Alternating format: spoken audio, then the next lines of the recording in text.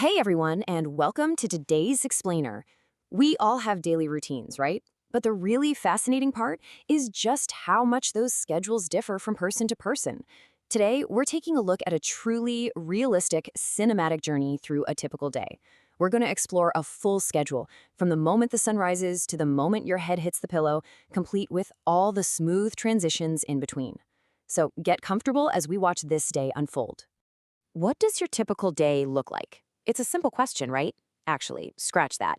Mastering how to answer this is an incredibly useful communication skill. Whether you're chatting with a colleague, making a new friend, or, just trying to optimize your own time, being able to clearly articulate your daily schedule is absolutely vital.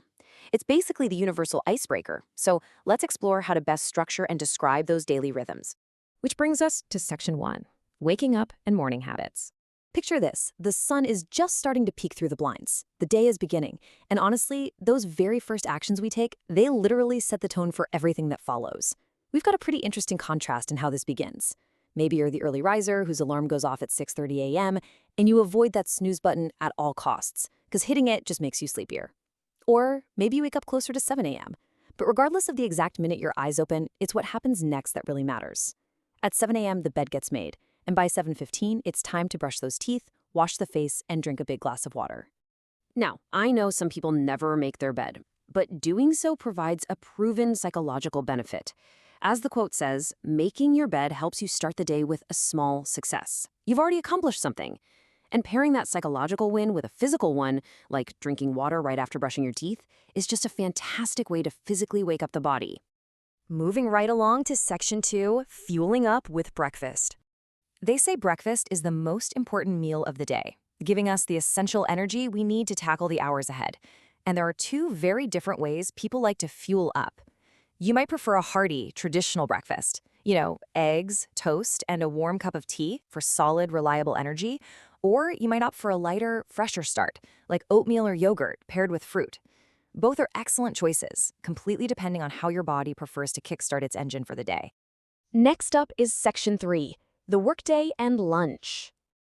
As the professional day begins, commanding your workspace is totally key. High-level organization usually kicks off step by step. Step 1, check the calendar. Step 2, make a to-do list to help you remember tasks and stay laser-focused. Step 3, answer emails to clear out that inbox. And finally, Step 4, actually start the deep work. Having a structured routine like this right after breakfast ensures you aren't just reacting to your day, you're actively leading it. But look, human productivity isn't a flat line. It fluctuates. Everyone has different internal energy clocks or chronotypes.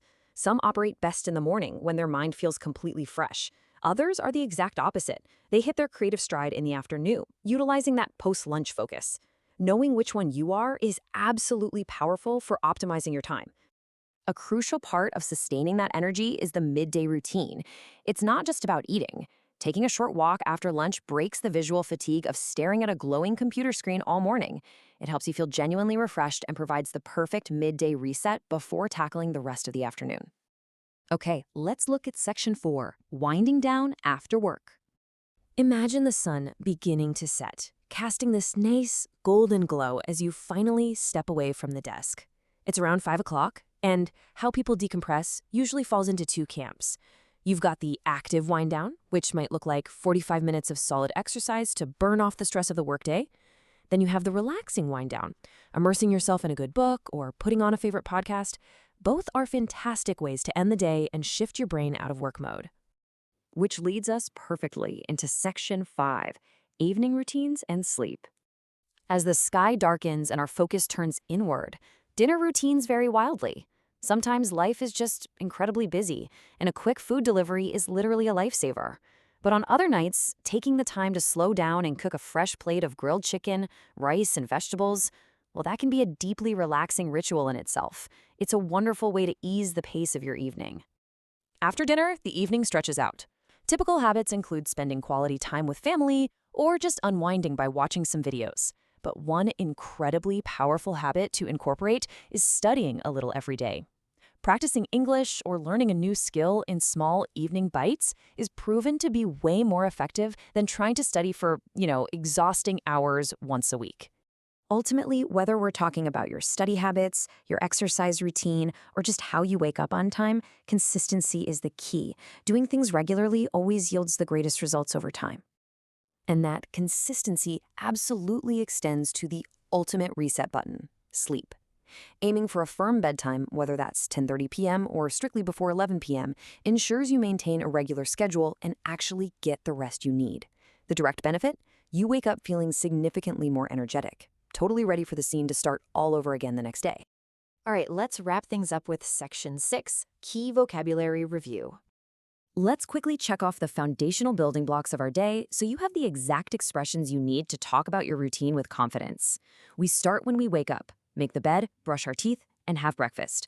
The workday hits as we check our calendar, make a to-do list, and take a lunch break. Finally, we finish work, exercise, and go to bed. These verbs are your ultimate toolkit for describing everyday life. Which brings us right back to our central theme, leaving you with one final thought. What does your daily schedule look like? Are you an early riser or an afternoon peak performer? Do you cook dinner or order in? I highly encourage you to take the vocabulary we just reviewed, write out your own routine, and practice speaking it aloud. It's the absolute best way to cement what you've learned today. Thank you so much for joining me on this explainer. Keep learning, keep organizing those days, and I'll catch you next time.